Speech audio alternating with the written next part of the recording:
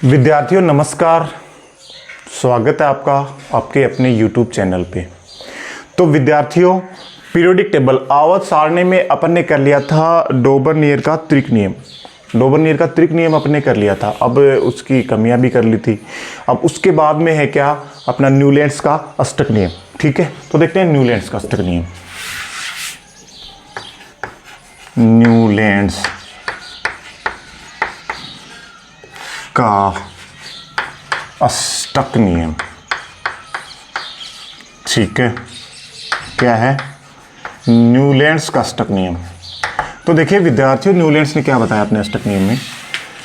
इस जो न्यूलैंड्स थे इन्होंने 56 तत्वों को वर्गीकृत किया। कितने को? 56 तत्वों को वर्गीकृत किया, 56 एलिमेंट को क्लासिफाइड किया। ठीक है, 56 तत्वों को वर्गीकृत किया न्यूलैंड्स ने। ओके, बात समझ में आ गई। ठीक है, अब जो न्यूलैंड्स थे इन्होंने तत्वों को क्या है, परमाणु भार या द्रव्यमान संख्या के बढ़ते क्रम में लिखा। किसके क्रम में? परमाणु भार या द्रव्यमान संख्या के बढ़ते क्रम में व्यवस्थित किया। तत्वों को परमाणु भार, जिसे ही क्या कहते हैं, द्रव्यमान संख्या, द्रव्यमान संख्या के बढ़ते क्रम में व्यवस्थित किया, के बढ़ते क्रम में व्यवस्थित किया, बढ़ते क्रम में, इंक्रीजिंग ऑर्डर में व्यवस्थित किया। ठीक है, ठीक है विद्यार्थियों, ये बात कंप्लीट है। ठीक है, 56 तत्वों को वर्गीकृत किया और तत्वों को किसके, परमाणु भार या द्रव्यमान संख्या के बढ़ते क्रम में, ठीक है, इंक्रीजिंग ऑर्डर में अरेंज किया। ठीक है, अब जो न्यूलैंड्स साहब थे इन्होंने क्या बताया कि भाई, जब इन्होंने बताया इस नियम में कि जब तत्वों को उनके परमाणु भार या जिसे क्या कहते हैं, द्रव्यमान संख्या, ठीक है, के बढ़ते क्रम में, के बढ़ते क्रम में व्यवस्थित करते हैं, व्यवस्थित अरेंज करते हैं, व्यवस्थित करते हैं तो प्रथम तत्व व 8वें तत्व के गुणों में क्या होती है, समानता। प्रथम तत्व व 8वें तत्व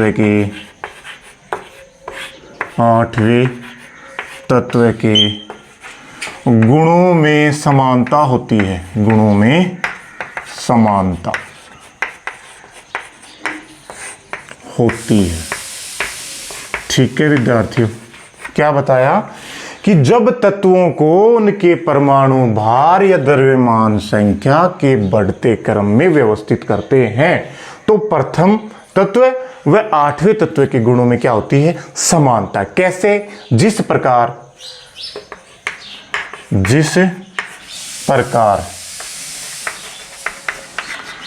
संगीत की ध्वनि, संगीत की ट्यून में, ठीक है, ध्वनि में प्रथम ध्वनि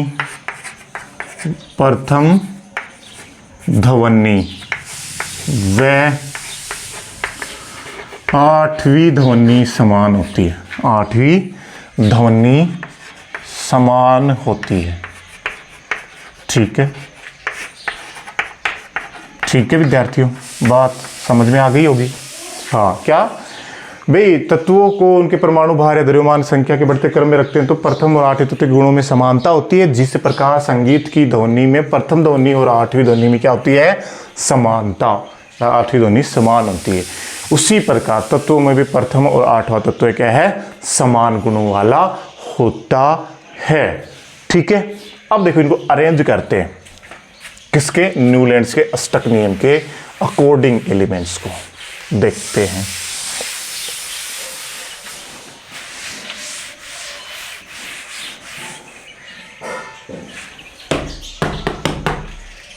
तो देखिए विद्यार्थियों, पहले तो अपन संगीत की ध्वनि लिखेंगे, उसके अकॉर्डिंग ही अरेंज करेंगे। देखिए, मतलब इसने संगीत की ध्वनि के अकॉर्डिंग भी अरेंज किया, ऐसे भी बोल सकते हैं इसको, है ना। तो देखो, पहली ध्वनि होती सा, फिर रे, गा, मा, पा, दा, फिर नी।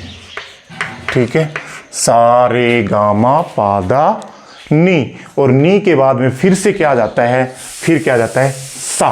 ठीक है, तो इसी प्रकार आप तत्वों को अरेंज करते हैं। तो पहला तत्व क्या है, हाइड्रोजन। क्या है, हाइड्रोजन। फिर दूसरा हीलियम होता है, अपन को पता है, लेकिन जब न्यूलैंड्स ने अष्टक नियम ऑक्टेट रूल बनाया, उस टाइम पे हीलियम की खोज नहीं हो पाई थी। तो हीलियम क्या है, अक्रिय गैस, इनर्ट गैसों की खोज नहीं हो पाई थी। तो अब इनर्ट गैसों को नहीं लिखेंगे। तो उसके बाद में क्या है, लिथियम। ठीक, लिथियम। फिर बेरिलियम, फिर क्या है, बोरोन है, फिर क्या है, कार्बन है, फिर नाइट्रोजन है, फिर ऑक्सीजन, फिर क्या है, फिर फ्लोरीन। तो ये फ्लोरीन हो गया।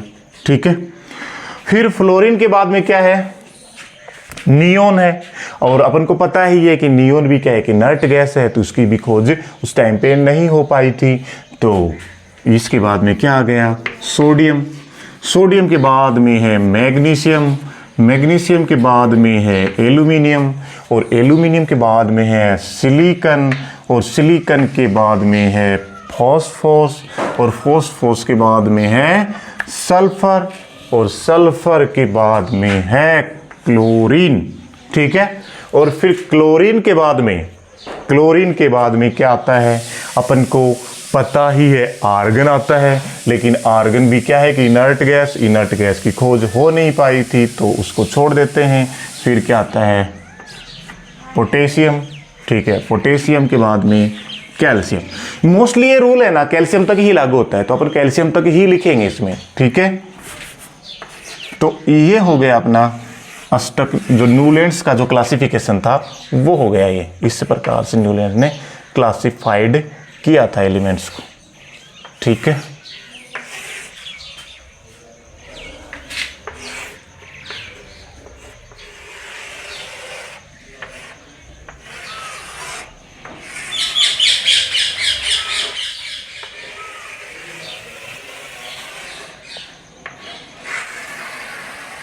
ये हो गया।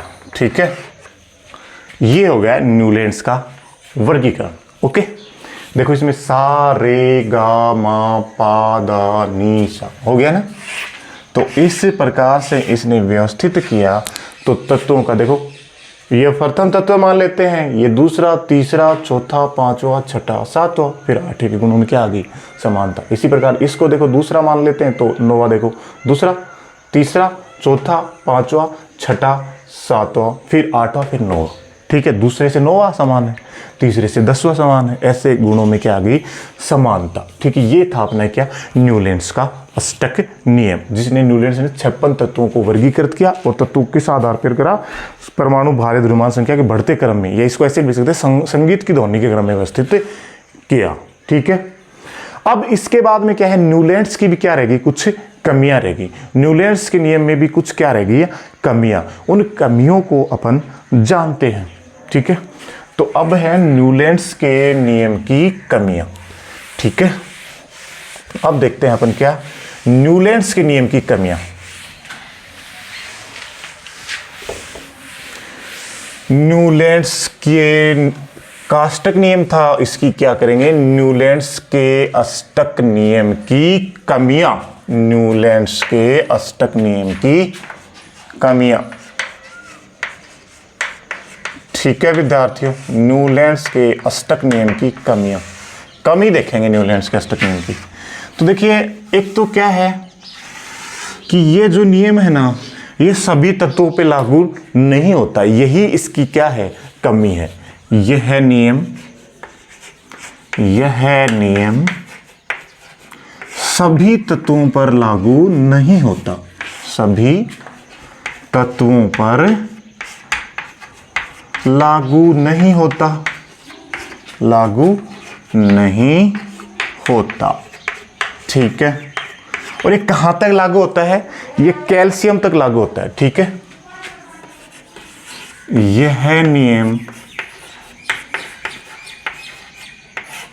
कैल्शियम तत्वों तक ही लागू होता है। कैल्शियम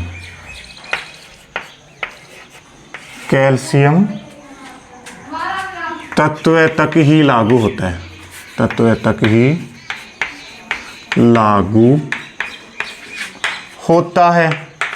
ठीक है विद्यार्थियों, यह नियम कहां तक लागू होता है, कैल्शियम तत्व तक ही लागू होता है। तीसरा इसके अंदर क्या है, मतलब ये हल्के तत्वों पर लागू नहीं होता, मतलब सॉरी हल्के तत्वों पर लागू होता है, भारी तत्वों पर लागू नहीं होता। यह है नियम केवल हल्के तत्वों पर ही लागू होता है,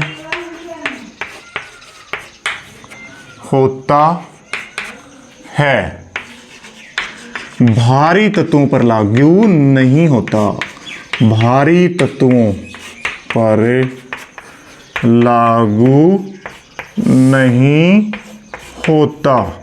ठीक है, ठीक है विद्यार्थियों।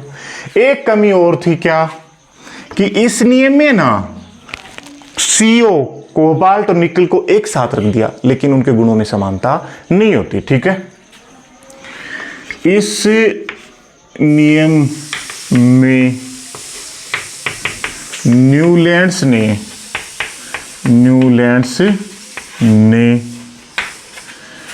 कोबाल्ट को CO, ठीक है, व निकेल Ni को एक साथ रख दिया,